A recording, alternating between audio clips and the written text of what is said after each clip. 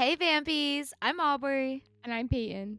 and today we are reviewing Ali Hazelwood's debut into the fantasy genre, Bride. Yes, so George the cup of coffee as we dive between these paper sheets. All right. Let's do this. Alrighty, everyone. Welcome to, once again, another podcast. Today we are going to be reviewing Bride by the one and only Ali Hazelwood. This is our first Ali Hazelwood book, so Yeah. these fantasy girls are dipping their toes, but we're not straying too much from the fantasy genre, so I still feel like I'm at home. But with that being said, I just want to give a little housekeeping here about how we run our episodes. If this is your first time watching us, welcome. Okay, so first we're going to do our NS section, which is our non-spoiler section, just for the girlies that want a brief overview of the book, but without us literally spoiling it for you. So we go over things, just general genre, thoughts, feelings, concerns, blah, blah, blah, and of course our star ratings. And then after our star ratings, we're going to jump into the spoiler sections of this book, because there is some plot twists that are definitely going to be fun to talk about. Yes. All right. So, getting into it, Bride follows our leading lady, Misery. Yes, you heard that right. Her name is Misery, and she is a vampire, the daughter of the important councilman vampire dude. And she has agreed to a political alliance marriage, with the alpha werewolf. Low, and so it's like vampires v werewolves beefing history that we all know and love. A marriage that most suspect, including her brother, may I add, will end in her gruesome death, but we all know that it's gonna end in like a little biting romance because this is a romance author. Like, come on, guys, this is a romance book. Yeah, we may have never read Ali Hazelwood before, but we know she would not disappoint us in the romance part of this book. And man, did we have fun! At least I had a good time reading the romance. It was fun. So yeah, let's jump into thoughts here. Genre. So this is marketed as a romantasy.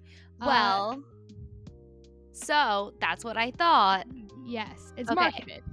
On our little favorite app that Peyton and I get all of our book recommendations from, TikTok, it is said romantasy. I think I even saw a video by Ali Hazelwood herself saying romantasy. But when I looked it up on Goodreads this morning to make this outline, it said paranormal romance. Guys, I literally got I don't know. I was ahead of Peyton. I was probably 50% into the book.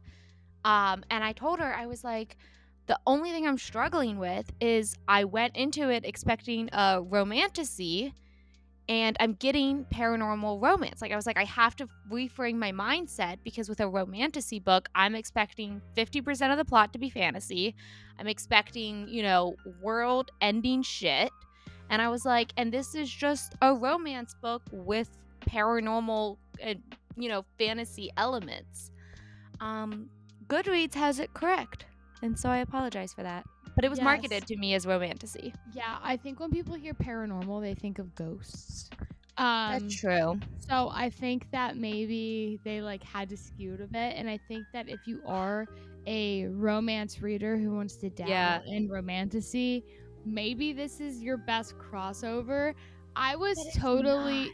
I know, but still, if you are an Ali Hazelwood fiend, which we aren't, I think that this, I have so many other recommendations that I feel are better, but with that being said, I feel like, I don't know, you're gonna hate this, but when I read this book, I was getting City of Bone vibes. I was getting early Cassie Clare stuff, just the young, we have them and the mix between them all, and also being set in a very modern time. I don't know, it felt very much like that, which was familiar and nice to read, I guess. But But yeah, no, it's definitely not fantasy. Like it Well, I has think fantasy elements, but it's not fantasy at all. it's within the fantasy like heading. I mean, I would probably, if I had to pick between shelving it on the romance shelves or the fantasy, I would shelve it on the romance shelves. I think it's a great introduction to fantasy for non-fantasy readers, specifically those who might have grown up watching like the Vampire Diaries or Teen Wolf, stuff like that, where it's like urban, and it's like set in our world but a little bit different. My issue is I don't think you can say romantasy, because romantasy like requires a more like fantasy plot. Like world building. Yeah. Like the world building, I think she could have done a better job with describing some of it. Like this is clearly her first, like there was a lot of info dumps that felt so info dumpy because she's never had to write like that and convey that type of information before, because I'm pretty sure all of her other books are just, romance set in our world. And so I agree that like the world building is similar to City of Bones, but City of Bones still has like a plot that is heavily like, action and focused on like the magic of the world and like this, big villain coming to like take over, and like that kind of, those like plot elements are not in this book. I think, who's the cozy TikToker who does like the cozy fantasies? I think she could put Bride on there. I mean, it probably doesn't actually meet her standards, but like any action scenes, they weren't actually action scenes, and that's fine. Like, No, I'm not I think saying it's any of romance. this. Yeah, I'm not saying any of this in a bad way about the book, but I think that TikTok, specifically Book Talk, picked this up and was like, this is this huge romantasy.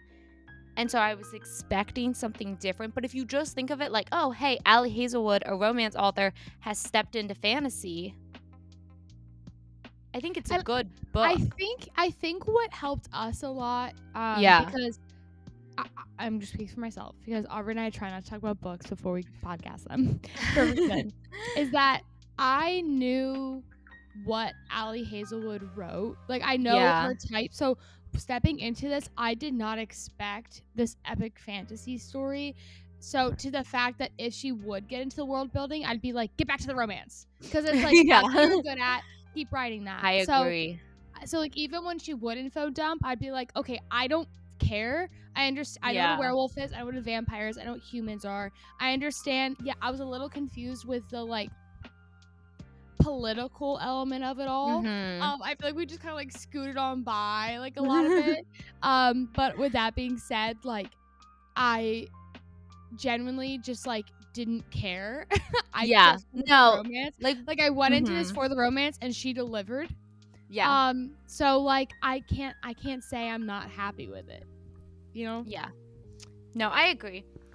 The world building, sometimes I was just like, girl, stop. Like I think vampires and werewolves was the perfect pick.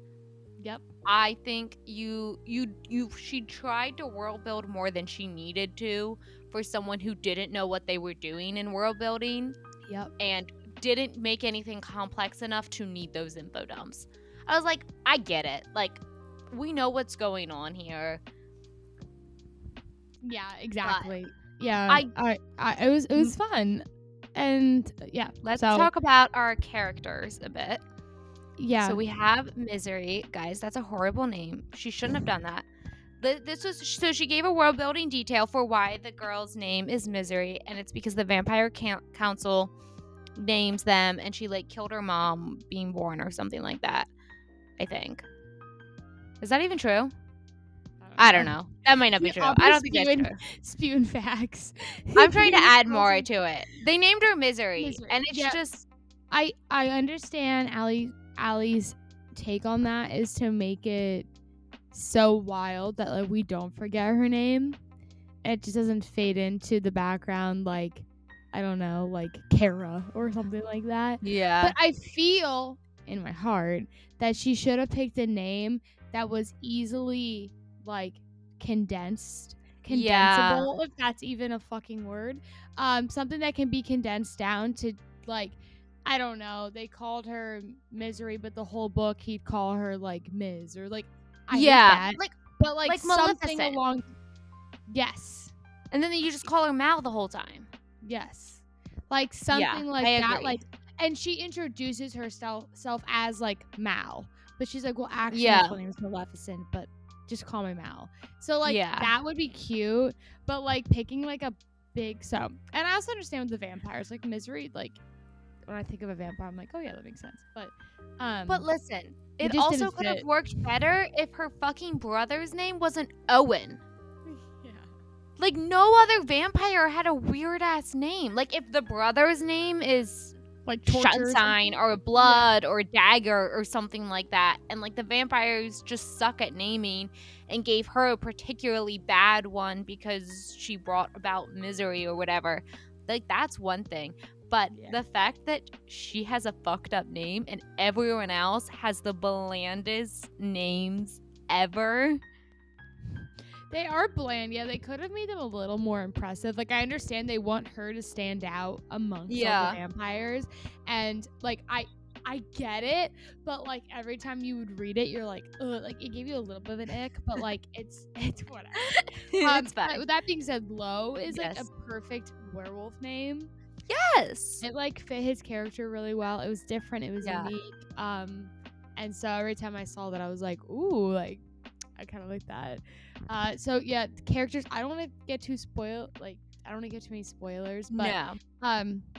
the characters overall, like what Allie did really well in this book is in any good fantasy book, there's always the main love interest who's tall, dark, and handsome, and then he has his like crew of people that usually the female lead makes friends with, like that Yeah. whole found family we see a bunch in fantasy novels, and I just really like she executed that, and then even more so, which we'll get into in our spoiler section, Yeah. which is like whoa.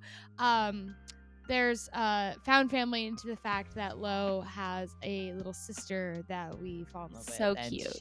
She is my absolute, like, I haven't read a character like that in so long. So just some things to look forward to if you're getting into this book. I don't want to spoil too, like, I don't want to. No. It's fun. Romance authors do characters really well. Yes. I do want to say something here. I want to ask you a question, Peyton. Okay. You just said, obviously the male love interest, tall, dark, and handsome. How do you picture Lo? Do you picture him as described? Because no, I know apparently he's blonde hair, right? And a buzz cut. I had to put the book down. When she's like scratching his head at one point or like touching his hair, they are like describing his buzz cut, and I was like, that is the most disgusting thing I've ever read. Never should the male lead, especially in anything that's trying to be fantasy, have a buzz cut. Are you kidding me? Let's be clear here. I ignore anything. I'm marrying a man who is tall and blonde. But that is not my type, and he knows that. I like my men tall, dark, and handsome, and I will project those feelings into. If they told me he had red hair, no, he doesn't. He has like midnight black hair that's a little long on top and can be short on the sides, or can be a little bit longer, because it's a fantasy novel. But he's a fucking werewolf. Like, I know. I tried so hard to picture him blonde. Not Jacob in fucking he shaved his hair off. Like, let's go. Like, come on. So no, I don't agree, because every time I think of a blonde man in books, I just think of Tamlin from ACOTAR. So we're just gonna leave it at that.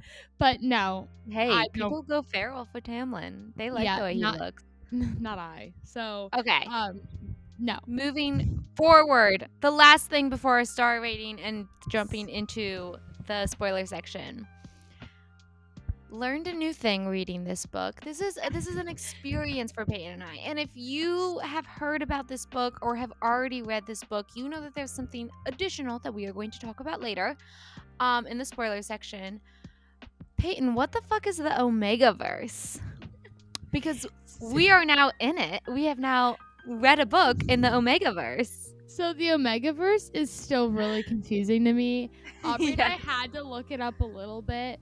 Yeah, we did a lot of googling. Yeah, and still, but after the googling, to be completely honest, I personally was still kind of confused. Yeah, no, So it definitely. has to do with like canine dog werewolves Yeah. and smashing, if I'm Yes. correct. And this is when the idea of nodding.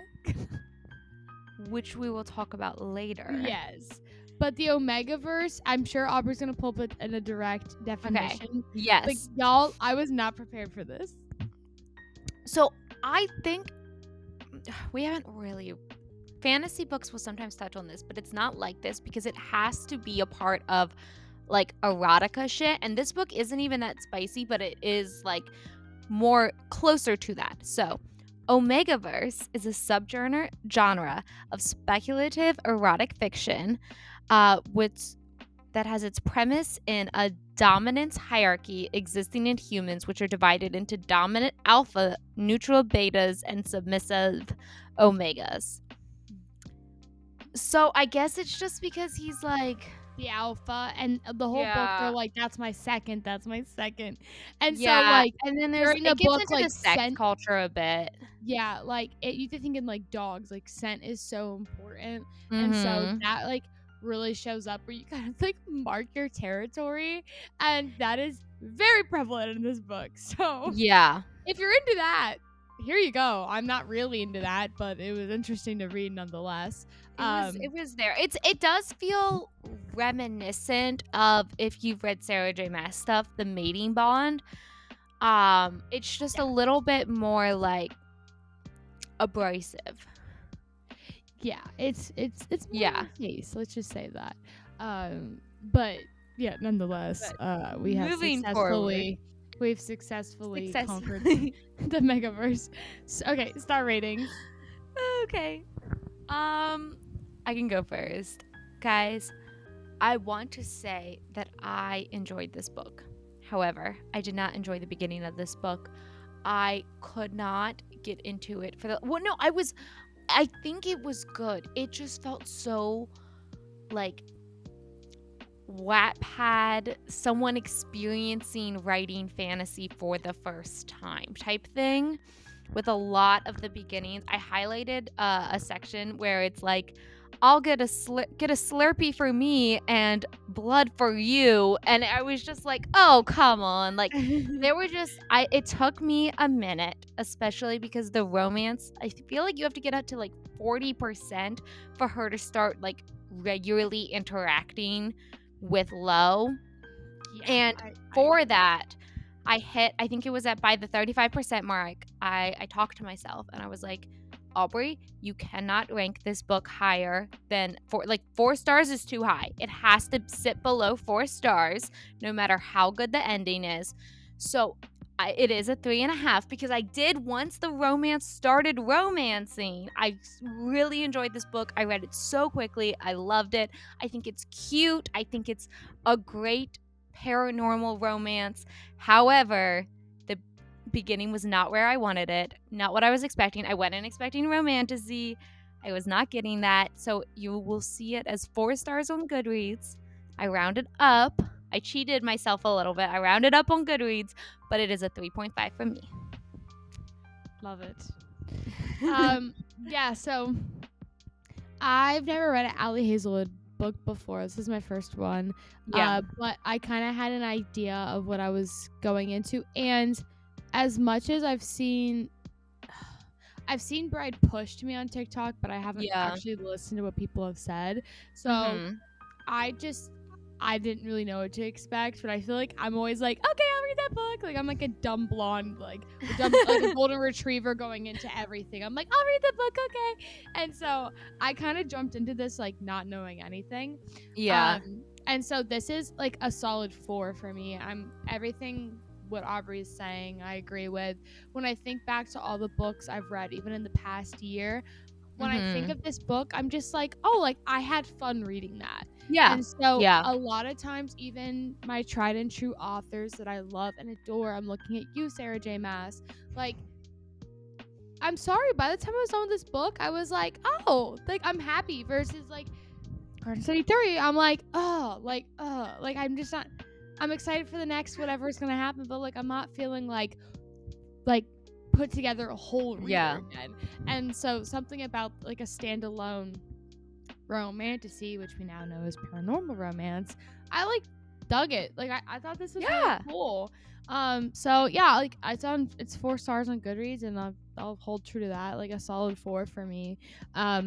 But yeah, I all in all, I'm like really happy we're not bashing this book, because I feel like lately we've been bashing so many books, I and know. like yeah, we've been kind of getting hate for it, but like we're not gonna fake a review. It's been a weird year. It's not my fault that people aren't writing exceptional books anymore. Allie, you've done a pretty good job. Like you can say, Yeah. like someone, especially Aubrie, who reads high fantasy, like, girl, like you got something going here. And I Yeah. may just check out another one of your books. Anyways, so yeah, we've had fun. I think we're kind of like on the same Yeah. brain The thing. same wavelength. But yeah. with that being said, I do want to talk about maybe some things that did give me some icks, but those contain spoilers. Yes. So let's jump into our spoiler section of the episode. So we can talk about the good, the bad, and the gross. And so for now on, I do not care if you guys complain that I spoiled the book for you, because we are in the spoiler section. So welcome everyone. On our sheet here, the beginning, which I love about this, is we are thrown headfirst into the wedding. Yes. And it is here that obviously Aubrie and I, we did say this to each other. We're like, duh, they're mates. Like, he like looks at her and is like invigorated. And yeah. and the fact that the whole book she thinks, oh, I see this on your sheet. I'm sorry, I'm cutting to this, but we'll get No, back you're to it. fine. You're fine. Is the fact that she in her head thinks that she smells gross this whole book. Is like, but then they kiss and she's like, oh, it's because I smell gross. It's like, bitch, like, you're so dumb. It's so stupid. And like I am only okay with this if Allie if Allie Hazelwood was like, oh, I'm writing this knowing that my audience will know immediately that they're mates. But Yeah. Misery, like, she has a good reason to assume that they're not mates. One, she doesn't know that she's in fiction, so she doesn't know that, like, of course the vampire, like, they're meant for each other. She doesn't know that mates even exist at first, or that vampires could be mates. And she thinks that Lo's mate is the vampire sacrifice girl. So, like, I get it that she didn't know and that she was a little slow.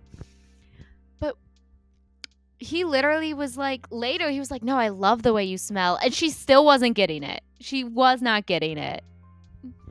It's like, yeah. And I mean, of course, like, as a fantasy girl, the moment when the guy sees the girl and he's like, that's my mate, like, Yeah. woo, damn. Why do the girls never feel it? I know. The girls never know. The girls never know, like, ever. And then they're like, Mhm. oh, that's why you made me come so fast. You were the best sex of my life because we were biologically mated to one another. But I will say, like, as a reader, I'm like, what? That's like such a dog, like in this book, like that's such a dog thing. How can a vampire be a mate with a fucking werewolf? Like, biologically, Yeah. like, I'm not obviously we find sure. out. I'm like, whatever, plot hole, but like, I'm here for it. There are talks of being like, I can't have sex with you, and her being like, I mean, I don't know much about werewolves, but like, does he not have like a dick? Does he have something else going on? Like, her thoughts being like why do our like sexual parts not match up? And then he's like, oh, I had sex with humans. And then she was like, I know humans pretty well to know that like a human vagina is the same as a vampire vagina. And her thought process is exactly what my thought process would have been there. Like, Yeah, what the fuck do you mean? To be fair, I had to give her a break. Like, she had no idea. So the wedding was Yeah. fresh. So going back to the beginning. Yeah, the wedding was really I love that we're thrown right into it. Like, That's the best place to start. Yes. yes, I don't need all your backstory. Like, we will find that out throughout the book. And so I Honestly, think the wedding was the perfect place to start. yeah. I don't think we needed to go back in time. Like after the wedding, we like moved back and like watched her like like a fucking TV show episode. I don't think we needed that. I think her thoughts could have filled us in on the whole Serena thing and seen the name. Like I think she could have done that just like through little thoughts in one chapter, and we could have got low in like chapter 3 again. Like I think we spent way too much time backpedaling after such a good start. Yes. Yeah. I agree. So, and I can see that's why maybe it was a slow start for you, because it's like, this is unnecessary. And I agree. Like, I feel like that's something we could have discovered along the way. So with that being said, we kind of have two plot lines going on at once. And we know at some point they're going to intersect. It's just when and how. And once again, I could be a golden retriever about this, but I honestly, like, it kept me reading. I'm like, when is the Anna storyline mystery and the Serena mystery going to intersect? I had my theories and opinions, and I do think I was mostly right. And I don't think Allie was trying to be like a huge mastermind about it. I purely think she was just trying to entertain us. Yeah. Which and that's okay. Exactly what she's supposed to be doing. Yes. So I don't think she was trying to pull this like crazy, thriller plot twist at us. Yeah. But I will say, like, I knew that they were going to intersect. I just didn't know how. I am obsessed with Anna. That little girl is so cute. She's like, oh my god, she's so bossy. And the way her and Misery like bicker but are like best friends. Yes. And Misery's like, kid, you need to go. And she's like, no, I don't think I will. Actually, yeah, so adorable. I actually thought for the longest time that Anna and Serena were going to be like long lost sisters, like half siblings, because we knew that Anna's dad was some mystery person. So it's like 35% into the book, I highlighted it and I was like, if they're not siblings, like what's the fucking point of this book? Like that's obviously how it's intersecting. The Serena being like half werewolf did not surprise me at all. It probably didn't. Like I don't know how much of it is because we're so comfortable with this genre and it was written for people who are not comfortable with this genre, or just because you're there for I'm there for the journey. I knew how the book was gonna end up. Right. And I don't think like Allie didn't need to try to like make it a bigger mystery and keep it better hidden. Like I guessed it because I should have been able to, and I had fun guessing it. Yeah, I think part of it is being like, oh, I was right. That's awesome. Yeah. Like, whoa, like, screw the romance. This mystery is amazing. Like, it's not. It's a romance, people. But like romance needs to have some fucking plot. And so I think she executed this really well. Like, I do too. She did a really good job. And so I'm really impressed with the whole Anna thing and Serena being just like Anna, and oh my gosh. So what was Speaking of what she does well, yeah, I thought that the low epigraph POV sections, those little, if you're not a huge fantasy reader, that little bit of text at the start of each each chapter from Low's POV, that was the best thing I've ever seen in my life. Because if you watch this podcast a lot, Paiton and I fucking hate being in a man's head. Yes. If it is a romance story, I do not want to be in a man's head. Now, if it's an epic fantasy and there's like 8 POVs, yeah, put me in guys' heads. But if it is predominantly romance, I cannot stand being in a guy's head. I can't stand him being like, I just want to fuck her. I just like see these tits in this rack, and it did it. And so we got the cute, like, perfect little snippets where he's like, I'm dreaming of her. I love her. Her smell. Da da da. And I didn't have to actually endure a single sentence too much of being in his head. Yes. Oh my god. Literally, fantasy authors, please take flipping note from Allie Hazelwood. Like, I don't want a bonus chapter in this man's head. I don't want No. any chapters in this man's head. This is where I have problems with dual POV because Yeah. I fall in love with you and then I get in your head and then I get the ick and then I don't like you. And I feel like that would have Mhm. definitely happened with Lo. I would have definitely gotten Yeah. the ick from him. And so Yeah. the way that she wrote the epigraphs from his perspective, like literally just like I could just die happy right now. Like they were Yeah. so sweet. They were so sincere. They were so like Perfect. whimsical romance. Like what you Mhm. oh my gosh. And it really helped the moments where I'm like, does he actually like her? Because like he would say like of course everything he does is just to like in the end just protect her.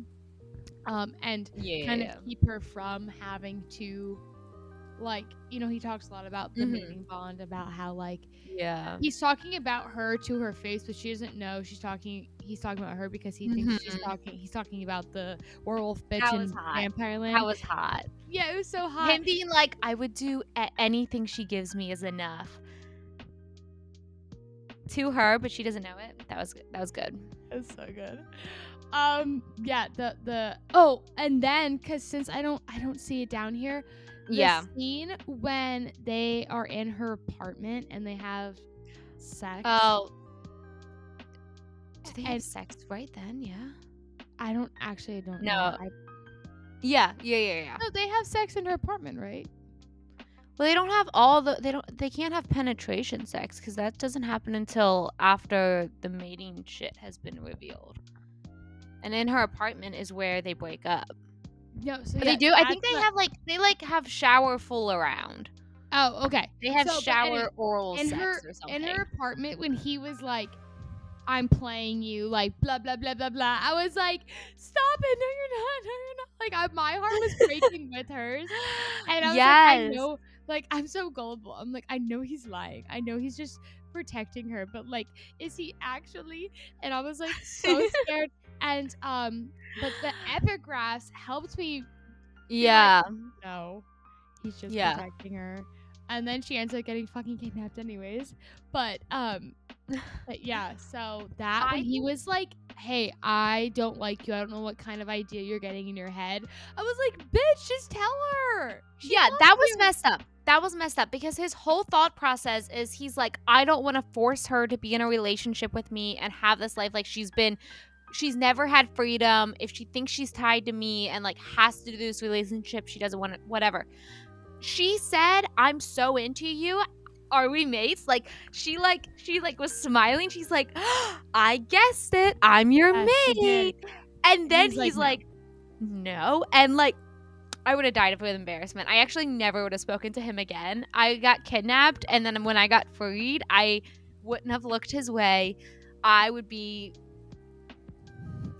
Who? so embarrassed. Can you imagine saying to someone like, "Hey, I think you're my mate," and then And being he's like, like, "You're fucking crazy." "Ew, you Yeah. stink." Yeah. You smell? Put me down. Put me down. Oh, I see here the third act breakup. Yes, of course. Every romance novel needs a third act breakup. Yeah. It was so needed for this. So, y'all, she literally I did not see the betrayal of that fucking werewolf dude, Mick. Oh, What's his yeah. fucking name? Mick? Mick. I called him Yeah. whatever. Fuck him. I understand Fuck it's because he him. wanted to protect his son. But y'all. So when she shows up and Serena's like, "Hey," and she's like, Hey, "Bitch, where you?" girl. She's like, "Bitch, where you been?" And Serena's like, "I've been reading this book, and these people drop me off food every day." It's so unserious. This whole book is so unserious, but like in the best way. Yeah, and so they're just like chatting, and then Mhm. let's just talk about how randomly like Misery can do that like manipulative like hypnosis Oh, shit yeah, to yeah, yeah. people. And she like grabs that person's arm. She's like, "You will open this door," and she like breaks his Yeah. arm, or whatever. Where's I the did, vervain in this storyline? yeah. You So don't get that. I'm so stupid, but I do not know why. I was surprised to find out that they were at like the council, whatever. Like, Oh, you at thought that the dad's house. yeah, like I was like, "Oh my gosh, like Lo has been keeping Serena this whole time. Like, that's what she wants us to think. But, like, Yeah. actually, Serena's probably been living in, like, she was living in, like, the same house as her for, like, a short period of time. And, like, Yeah, she isn't that didn't wild? know. Yeah. It's so wild. So dirty. But like you kind of could guess. Like it makes sense. The dad was the villain of the book. Like I was nervous about Owen betraying. When Owen shows Yeah. up with Lo, I was like, no. And the handcuffs. We've done the work. We've done the work. I was like, Owen's gonna be on our side. The dad's the villain. But I was like, if she really wants to throw a twist in there, like stick to it. Because I would have been upset. I would have been genuinely upset if Owen was truly bad. Yeah, and that's why I loved Only Being in Misery's Head, by the way. Yes. Because it made it more impactful when Mhm. Lo, like, bursts out of his fake handcuffs and starts, like, basically, like, starting a bloodbath. And so Mhm. I am happy because I feel like if we would have gotten his POV, he'd been like, she Yeah. never saw it coming. Like, blah, blah, blah. Da, I'm da, so da, tough yeah. and powerful. Like, I'm just so fucking happy. Mhm. And when Serena turns into her werewolf self and shit, oh my god, that's just like, it was a great final battle. Yeah. It No was fun. detail, no info. It's like, oh, then they transformed. So, Yes. speaking of Oh. Ix.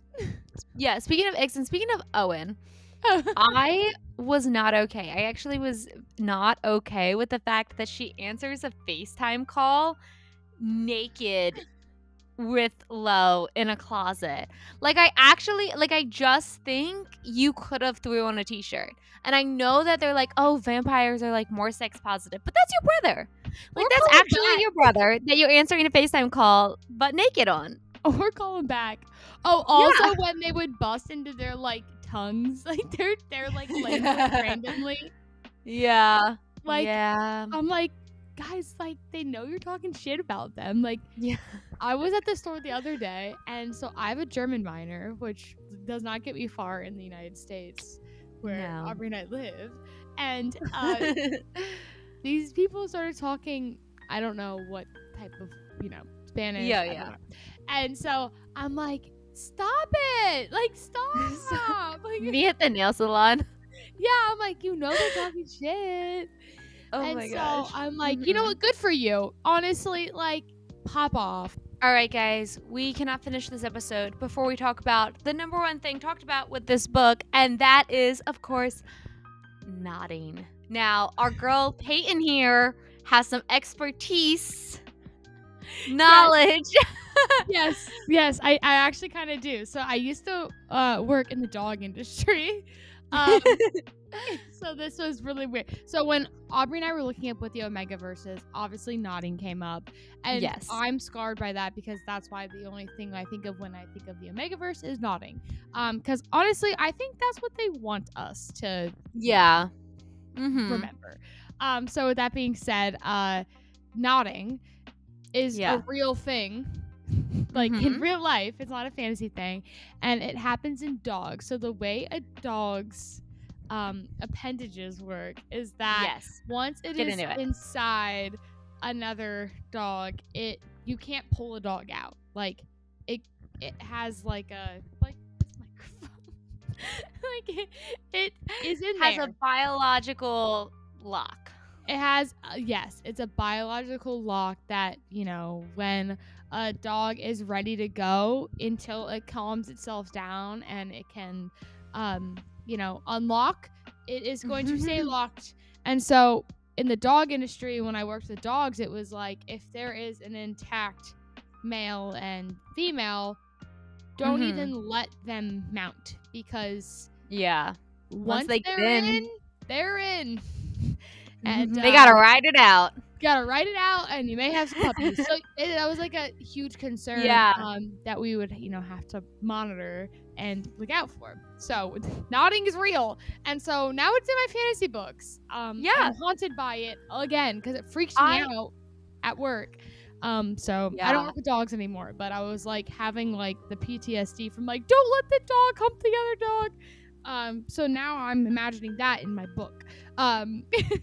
I can't imagine like what his dick was supposed to look like with this knot. Like I'm picturing like a human dick and then like just like a little like donut ring popping out around. And you know what? That's not hot. It's just That's not like hot, a guys. bigger like mushroom. It's like a bigger extension that when that's it's a in there. tip? Yeah. Yeah. I was honestly picturing like like here. Not Oh. like this. That makes more sense, but is horrible. Yeah, like it's one of those things that's like I'm not gonna look it up. Like I'm okay. Yeah. I don't need to see fan art of that actually, but if you do see fan art of that, you could actually send it to me because I actually If you send it to me, if you get an unsolicited picture of a knot, it's okay. But I'm not gonna put that on my Google search. Yeah. So, yeah, that's not My DMs are open. My DMs are open. That is Okay. Aubrey Greenbrier, not Pete Albrecht, by the way. If you DM the podcast, I'm going to transfer that right to Aubrey. Anyways, so yeah, obviously with the werewolf, this is a huge like sub genre of the omegaverse and a sub of the sub of and then so it's I guess hot for some people to read. So but it was really weird in this book. She's like a knot and he's like, yeah, like I don't know if you know about this, and so it was weird, but well, and he was into like the back of her neck, which was weird too. Yeah, like it was fun fantasy, but I was like also like, can you imagine someone get like super horny from just like sniffing your neck? Yeah, like her smell, like her smell. Yeah. Smell. Oh, and then also like the bites and stuff. Yeah. And so, and she would of course take blood from him, and then his brother's like, her brother's That's like, hot. You need to stop doing that, and he's like, no. Oh, but you know what? I did find out that I actually get really grossed out when vampires bite from the wrist. Like they did that way too much. Like the neck, hot. The wrist, that's disgusting to me. That like I like was cringing and like had to put the book down and like skip pages. Because that like right now I'm like starting to get a little grossed out and like I can feel it in my wrist and I hate it. Like the fact that I can see my veins is the most disgusting truth that I have to deal with on a day-to-day. And so I don't need to read about it. Too much. All right, end the podcast there. Anyways, guys. Yes. And then potential book was Serena and Cohen ? That's what we have down. Yeah, see that at the end there? We'll see. I'll read it. I'll read it. I'll go through nodding again. I'll go through the knot again, double knot. What if you were doing like anal? Do you think that would just kill you? You're just done. Just put me down. I was not ready for that. Yeah. That's a werewolf for you. Yeah, I was like, Twilight did not go over this. I was not prepared for this. Twilight did not prepare me. Poor Renesmee.